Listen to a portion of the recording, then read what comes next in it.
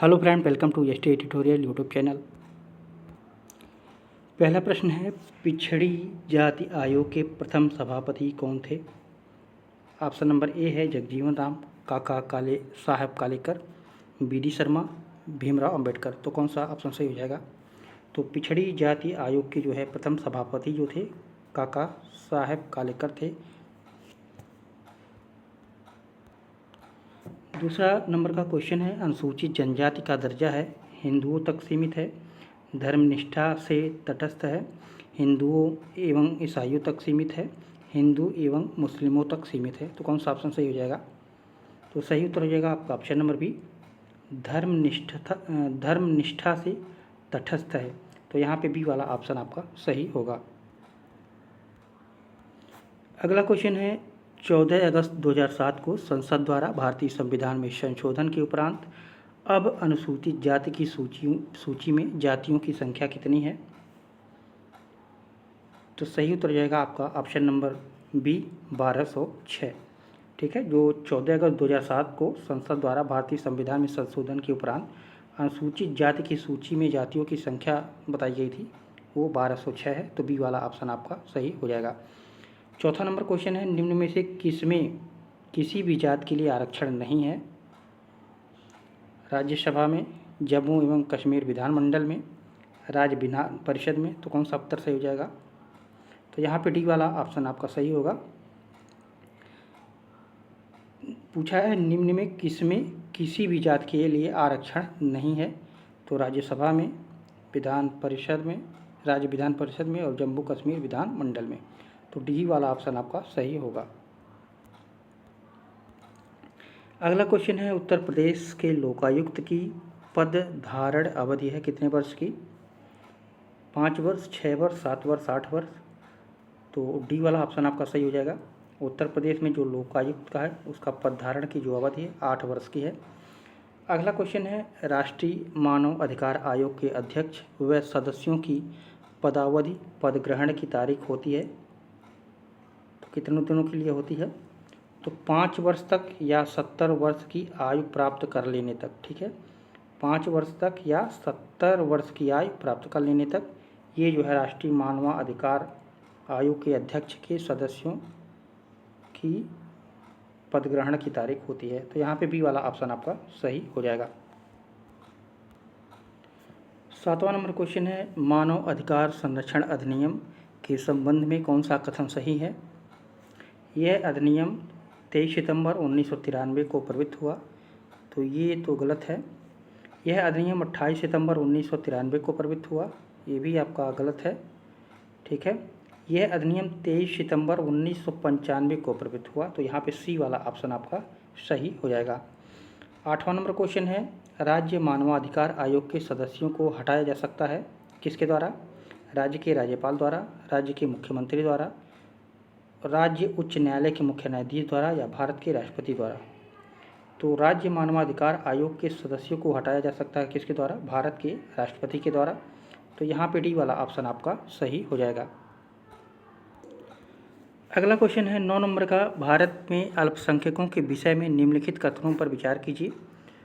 तो पहला कथन है, भारत सरकार ने 6 समुदायों तथा मुसलमानों, सिखों, ईसाइयों, बौद्धों, जैनों और पारसियों को अल्पसंख्यकों के रूप में अनुसूचित किया है। क्या ये सही है? तो ये बिल्कुल आपका सही है। ठीक है। दूसरा है, राष्ट्रीय अल्पसंख्यक आयोग को 1993 में संवैधानिक दर्जा दिया गया।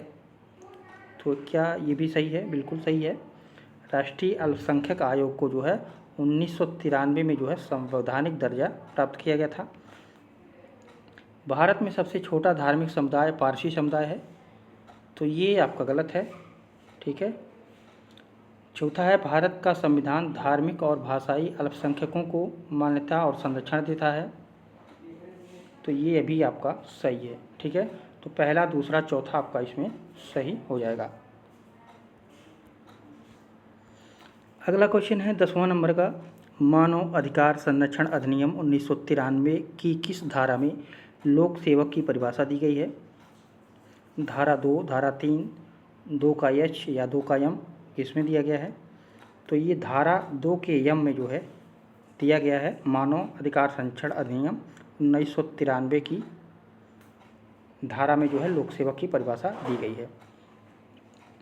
11 नंबर क्वेश्चन है, भारतीय दंड संहिता की धारा 175, 178, 179, धारा 180 या धारा 228 में वर्णित अपराध के संदर्भ में मानव अधिकार आयोग को समझा जाता है आपराधिक न्यायालय या सिविल न्यायालय या रेवेन्यू न्यायालय या इसमें से कोई नहीं, तो कौन सा ऑप्शन सही हो जाएगा?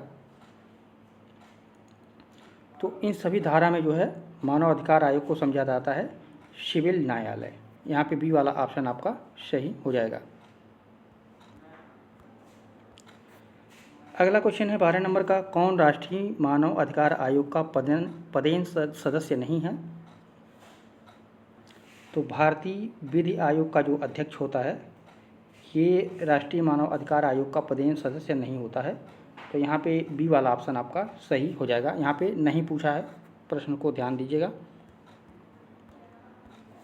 13 नंबर क्वेश्चन है, उस समिति का नाम बताएं जिसने राजनीतिज्ञों व अपराधियों के गठबंधन की जांच की रिपोर्ट दी थी। ज्ञान प्रकाश समिति, बोहरा समिति, गोस्वामी समिति या राजमन्नार समिति। तो सही उत्तर हो जाएगा आपका ऑप्शन नंबर बी, बोहरा समिति जो था ये राजनीतिज्ञों अपराधियों के गठबंधन की जांच व रिपोर्ट दिया था। अगला क्वेश्चन है, 1993 में राष्ट्रपति द्वारा मानवाधिकार संरक्षण अध्यादेश जारी किया गया था, किस अनुच्छेद के तहत? तो अनुच्छेद 123 के तहत। ए वाला ऑप्शन आपका सही हो जाएगा। अगला क्वेश्चन है 15 नंबर का, भारत के राष्ट्रीय मानवाधिकार आयोग के विषय में निम्नलिखित कथनों पर विचार कीजिए और इसमें से एक बताना है कि कौन सा सही है या कौन सा गलत है। तो पहला है, इसमें इसका अध्यक्ष अनिवार्य रूप से भारत का सेवानिवृत्त मुख्य न्यायाधीश होना चाहिए, बिल्कुल सही है। इसकी प्रत्येक राज्य में राज्य मानवाधिकार आयोग के नाम से शाखा होनी चाहिए, बिल्कुल सही है, दूसरा भी सही है। इसकी शक्तियाँ केवल सिफारिशी प्रकृति की हैं, तो ये भी सही है, यहाँ पे तीसरा भी सही हो जाएगा। और चौथा है, आयोग के एक सदस्य के रूप में एक महिला को नियुक्त करना आवश्यक है, ये भी आपका सही है। यानी चारों सही है, 1 2 3 4, इसमें चारों सही है। यहाँ पे आप देख सकते हैं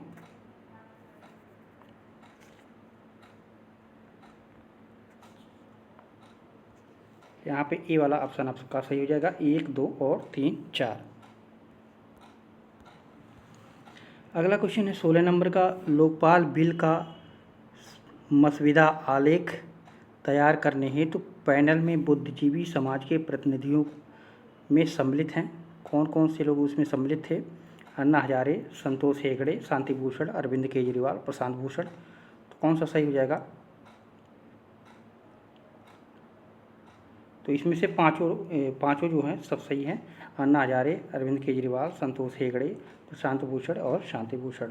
ठीक है, ये लोकपाल बिल जो मसविदा था यानी आलेख था तैयार करने हेतु पैनल में बुद्धिजीवी समाज के प्रतिनिधि के रूप में ये पाँचों लोग उपस्थित थे, तो यहाँ पे बी वाला ऑप्शन आपका सही हो जाएगा, 1 2 3 4 5। अगला क्वेश्चन है 17 नंबर, लोकपाल विधेयक 2011 के संबंध में निम्न में से कौन से कथन सही हैं? लोकसभा में 4 अगस्त 2011 को इसे पुनः स्थापित किया गया था, तो बिल्कुल सही है ये। श्री पी चिदम्बरम गृह मंत्री द्वारा इसे पुनः स्थापित किया गया था, तो ये तो आपका गलत हो जाएगा, चिदम्बरम नहीं थे, इसे अस्थायी समिति को भेजा गया था, तो बिल्कुल सही है। ठीक है, सिविल सोसाइटी के सदस्यों द्वारा इसे कमज़ोर कहा गया था, तो ये भी आपका सही है। तो यहाँ पे डी वाला ऑप्शन आपका सही हो जाएगा। आप लोग कमेंट कीजिएगा कि उस समय जो है गृह मंत्री, ये गृह मंत्री नहीं थे ये, बल्कि कौन थे? ये वित्त मंत्री थे।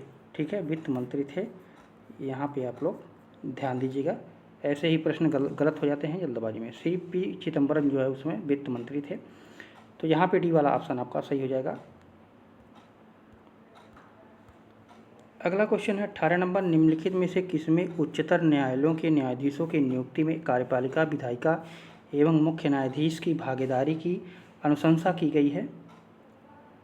तो द्वितीय प्रशासनिक सुधार आयोग में। ठीक है, यहाँ पे सी वाला ऑप्शन आपका सही हो जाएगा। ठीक है, द्वितीय प्रशासनिक सुधार आयोग में जो है उच्चतर न्यायालयों के न्यायाधीशों की नियुक्ति में जो है कार्यपालिका, विधायिका एवं मुख्य न्यायाधीश की भागीदारी की अनुशंसा की गई है। अगला क्वेश्चन है 19 नंबर का, 2011 में लोकायुक्त विधेयक पारित करने वाला प्रथम भारतीय राज्य है।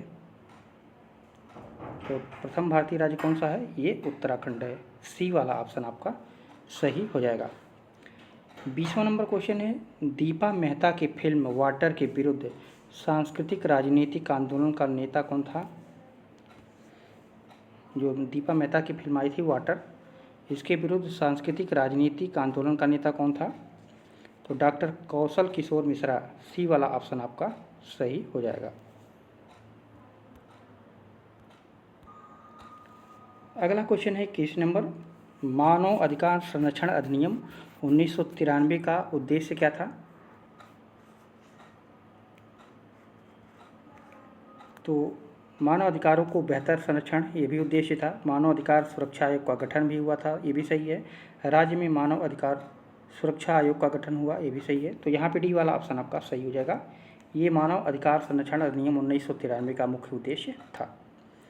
22 नंबर क्वेश्चन है, प्रशासनिक सुधार आयोग 1967 जिसने पहली बार लोकपाल तथा लोकायुक्त बनाने की संस्तुति की थी, इसके अध्यक्ष कौन थे?